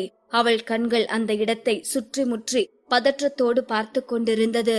ஒன்னும் இல்ல அவந்தி, பயப்படாத என்று தனக்குத்தானே சொல்லிக் கொண்டவள் ஒரு முறை ஆழமாக மூச்சை இழுத்துவிட்டு நாற்காலியை சுற்றி அந்த அண்டர் கிரவுண்டை முழுமையாக ஒரு நோட்டம் விட்டாள். இப்போது பெரும்பான்மையான படக்குழுவினர் படப்பிடிப்பில் இருந்ததால் அங்கு பார்க்கிங்கில் யாரும் இல்லை. அவந்திகா இதை யோசித்துக் கொண்டிருந்த அதே நேரம் ஒரு காரின் ஹெட்லைட் ஆன் செய்யப்பட்டு அவளை நோக்கி வேகமாக வந்தது. அவந்திகாவால் இதை நம்பவே முடியவில்லை. பயத்தில் என்ன செய்வது என்று தெரியாமல் பதறிப்போனவள் தன்னுடைய வீல் சேரை நகர்த்த முயன்றாள். ஆனால் அவளுக்கு வீல் சேரை பயன்படுத்தி பெரிய அனுபவம் இல்லை என்பதால் இந்த நேரம் பார்த்து அந்த வீல் சேரும் நகர மறுத்தது. இதுதான் தன் வாழ்வின் முடிவு போல என்று நினைத்து கொண்டவள் தன் வயிற்றில் கை வைத்து கண்களை இறுக்கமாக மூடிக்கொண்டாள். அதே நேரம் இங்கு படப்பிடிப்பு தளத்தில் அரவிந்தும் அவனது டூப்பும் சேர்ந்து ஒரு சண்டை காட்சி நடிக்க வேண்டியிருந்தது. ஒரு நொடி அரவிந்தின் கவனம் சிதறியதால் டூப்பின் கையில் இருந்த வாள் அரவிந்தின் தோளை கிழித்தது. டூப் மட்டுமல்ல, டைரக்டரும் உடனே பதறிப்போனார். இது அரவிந்தின் கவனச்சிதறல்தான் என்பது அனைவருக்கும் தெளிவாகவே தெரிந்தது. ஆனால் எப்போதும் அரவிந்த் இது போன்ற தவறு செய்பவன் இல்லையே, இன்று என்ன ஆனது என்று அனைவரும் குழப்பத்தோடு பதறிக்கொண்டிருந்தார்கள். மற்றவர்களுக்கே இப்படி என்றால் இந்த சம்பவத்திற்கு காரணமான டூப்பை பற்றி நாம் கேட்கவா வேண்டும்? அவன் பயத்திலேயே செத்து விடுபவன் போல் நடுங்கிக் கொண்டிருந்தான். அவனது பதற்றமான முகத்தை பார்த்த அரவிந்த் அவன் தோளில் கை வைத்து, ஒன்னும் இல்ல, இது என்னோட கவனக்குறைவுதான் என்றான். அதன் பின் ரத்தம் வழிந்து கொண்டிருக்கும் தன் தோளை தொட்டவன் அருகில் இருந்த சேரில் சென்று அமர்ந்தான். அதற்குள் டாக்டர், டைரக்டர் என்று அவனை ஒரு பெரும் கூட்டம் சூழ்ந்து கொண்டது. அனைவரையும் பார்த்து, எனக்கு ஒன்னும் இல்ல என்று சொன்னவன் சம்பத்தை பார்த்து, இப்போ தியா என்ன பண்ணிட்டு இருக்கா என்றான். அது இப்போ அவந்திகா மேடம் ஹோட்டல்ல தான் இருப்பாங்கன்னு நினைக்கிறேன் என்று சம்பத்திடமிருந்து பதில் வந்தது. அவன் இதை பேசிக் கொண்டிருக்கும் போதே அரவிந்தின் போனுக்கு ஒரு மெசேஜ் வந்தது. அவன் போனை பார்க்கவும் அந்த மெசேஜ் அவந்திகாவிடமிருந்துதான் வந்திருக்கிறது என்பது தெரிந்தது. அதே நேரம் இங்கு பயத்தில் தன் கண்களை மூடிய அவந்திகாவிற்கு மனதில் என்னென்னவோ தோன்ற ஆரம்பித்தது. அவளது மொத்த வாழ்க்கையும் அவளுக்கு ஒரு கேலிக்கூத்தாகத்தான் இருந்தது. தனது 18 வயதில் தனக்கான முதல் காதலை அவள் கண்டெடுத்தாள். ஆனால் ராஜனை அவள் சந்திக்காமல் போனதால் காதல் மீது அவள் கொண்டிருந்த நம்பிக்கை அனைத்தும் சுக்கு நூறாகி போனது. அதற்கு பின் பெரும் துன்பங்களையும் தவறான புரிதல்களையும் கடந்து வந்து இருவரும் ஒன்றாக சேர்ந்தார்கள். ஆனாலும் சோல் ஃபைட்டரின் காரணமாக அவர்கள் இப்போது பிரிந்திருக்கிறார்கள். இப்போது யோசித்து பார்த்தால் சோல் ஃபைட்டரை காரணம் காட்டி அவள் அரவிந்தை விட்டு பிரிந்து வந்தது எவ்வளவு பெரிய முட்டாள்தனம் என்பது அவந்திகாவிற்கு இப்போதுதான் புரிகிறது. இப்படி அவள் வாழ்க்கை முடிவுக்கு வரும் என்று தெரிந்திருந்தால் அரவிந்தின் உடல்நிலை எவ்வளவு மோசமாக போனாலும் பரவாயில்லை என்று அவனுடனேயே இருந்திருப்பாள். இந்த குறைந்த நாட்களையாவது அவர்கள் ஒன்றாக சந்தோஷமாக கழித்திருக்கலாம். ஒருவேளை இப்போது இவள் இறந்து விட்டால் அரவிந்தின் கவலைகள் அனைத்தும் முடிவிற்கு வந்துவிடுமா என்று நினைத்த அவந்திகாவிற்கு சட்டென ஒரு நிம்மதி தோன்றியது. இப்போது அவள் மனதில் இருக்கும் பெரும் கவலை அவள் வயிற்றில் இருக்கும் குழந்தையை நினைத்துத்தான். அவள் கண்களிலிருந்து கண்ணீர் வழிய ஆரம்பித்தது. அவள் வாழ்க்கை முடிந்துவிட்டது என்று நினைத்த அந்த நொடியில் அவளை இடிப்பதற்காக வேகமெடுத்து வந்த கார் ஒரு மயிரிழை தூரத்தில் அவளை இடிக்காமல் அப்படியே சடன் பிரேக் போட்டு நின்றது. அதைத் தொடர்ந்து அந்த கார் கதவு திறக்கப்பட்டு அந்த காருக்குள் இருந்து அவளுக்கு பரிச்சயமான ஒரு உருவம் வெளியே வந்தது. காரின் ஹெட்லைட் வெளிச்சத்தை கிழித்து கொண்டு நரேன் அவளை நோக்கி வந்து கொண்டிருந்தான். என்ன நடக்கிறது, யார் அவளை நோக்கி வருகிறார்கள் என்பது கூட தெரியாமல் தான் அவந்திகா உறைந்து போயிருந்தாள். அவந்திகாவின் அருகே வந்து அவள் அமர்ந்திருந்த வீல் சேரின் கைகள் இரண்டையும் பிடித்த நரேன் அவள் முகத்தை தொட்டு, அவந்திகா, நீ இப்போ என்ன பண்ண போற? ஓடி போய் அந்த அரவிந்த பார்க்க போறியா என்றான். அவந்திகாவிற்கு பேச்சே வரவில்லை. நடுக்கத்துடனேயே எச்சில் விழுங்கியவள், லீடர் என்றாள் திக்கும் குரலில். அவந்திகா, போதும், இது நீ வீட்டுக்கு வர வேண்டிய நேரம் என்று சொன்ன நரேன் அவள் இருந்த சேரை லேசாக தள்ளிக்கொண்டே, ஆனா அதுக்கு முன்ன நான் உன்னை ஒரு இடத்துக்கு அழைச்சிட்டு போகணும் என்றான். அவந்திகா நடுங்கிக் கொண்டிருந்தாள். ஆனால் அதையெல்லாம் கண்டு கொள்ளாத நரேன் அவளை தன் கைகளில் ஏந்தியவன், அவந்திகா, ஃபர்ஸ்ட் ஆஃப் ஆல் என்ன இருக்க கூடாதோ அதை நம்ம அழிக்கணும் என்றான். இந்த வார்த்தைகளை கேட்டு பதற்றம் அடைந்த அவந்திகா, லீடர், நீங்க என்னை இப்போ எங்க கூட்டிட்டு போறீங்க? ப்ளீஸ் என்ன விட்டுருங்க, நான் போறேன் ப்ளீஸ் நான் போறேன், நான் கெஞ்சி கேக்குறேன் என்று அவந்திகா கதறினாள். ஆனால் அவள் கதறல் எல்லாம் செவிடன் காதில் ஊதிய சங்கு போல அரவிந்தின் செவிகளை எட்டவே இல்லை. நரேன் அவளை தன் காரில் அமர்த்தி அந்த அண்டர் கிரவுண்ட் பார்க்கிங்கை விட்டு அழைத்துச் சென்றான். அவனிடம் கெஞ்சிக் கொண்டிருப்பது தேவையற்ற செயல். அவளை காப்பாற்ற வேண்டிய வழியை அவள்தான் தேடி கண்டுபிடிக்க வேண்டும் என்று அவளுக்கு தோன்றியது. இப்போது நரேன்தான் அலீனாவிடம் சொல்லி அவள் குழந்தையை அழிக்கச் சொன்னான் என்பது எந்தவித சந்தேகத்திற்கும் இடமின்றி அவளுக்கு நன்றாக புரிந்தது. தன் கைகளை இறுக மூடிய அவந்திகா, நரேன், நான் காணாம போனது மட்டும் அரவிந்துக்கு தெரிஞ்சதுன்னா என்ன ஆகும்னு யோசிச்சு பாரு. எங்க தேடியும் நான் கிடைக்கலனா கண்டிப்பா அதுக்கு காரணம் நீதான்னு அரவிந்துக்கு தெரியும். இப்பவும் நான் அரவிந்தோட லீகல் வைஃப் தான். அரவிந்த் மட்டும் போலீஸ்க்கு கால் பண்ணுனா என்று அவந்திகா பேசிக்கொண்டே இருக்க அவள் முழுமையாக பேசி முடிப்பதற்குள் ஒரு மெல்லிய புன்னகையோடு தன் கையை நீட்டி அவந்திகாவின் தலையை வருடிய நரேன், நீ எப்படி செல்லம் காணாம போவ? கவலைப்படாத, நீ உன்னோட சுய விருப்பத்தோட பெங்களூர் போற, அவ்வளவுதான் என்றான். அவந்திகாவின் கண்கள் சுருங்கியது. நீ நீ என்ன சொல்லிட்டு இருக்க? எனக்கு புரியல என்றாள். அவளை திரும்பி பார்த்து லேசாக சிரித்த நரேன் அவளிடம் வேறு எதுவும் பேசவில்லை. சட்டென அப்போதுதான் அவளுக்கு ஏதோ உரைத்தது போல் இருந்தது. அந்த அந்த அசிஸ்டன்ட் அது நீ ஏற்பாடு பண்ணினாளா என்றாள். அட என்ன அவந்திகா, நீ என்னை இப்படி எல்லாம் சந்தேகப்படுற? அது நம்ம கம்பெனி சூஸ் பண்ணின ஆள், அவ்வளவுதான் என்று சிரித்துக் கொண்டு பதிலளித்தான். அவந்திகாவின் கைகள் இறுகியது. அதே நேரம் அங்கு அவந்திகாவின் அறையில் இருந்த பொருட்களை எல்லாம் பத்திரமாக பேக் செய்து கொண்டிருந்தாள் அவளுடைய அசிஸ்டன்ட். அனைத்தும் பேக் செய்து முடித்து அனைத்தும் சரியாக இருக்கிறதா என்று ஒரு முறை சரி பார்த்தவள் அவந்திகாவின் போனை எடுத்து, அரவிந்த், நான் பெங்களூர் போறேன், நீங்க என்ன தேட வேணாம், எவ்வளவு சீக்கிரம் முடியுமோ அவ்வளவு சீக்கிரம் டிவோர்ஸ் பேப்பர்ல சைன் போடுங்க என்று மெசேஜ் அனுப்பினாள்.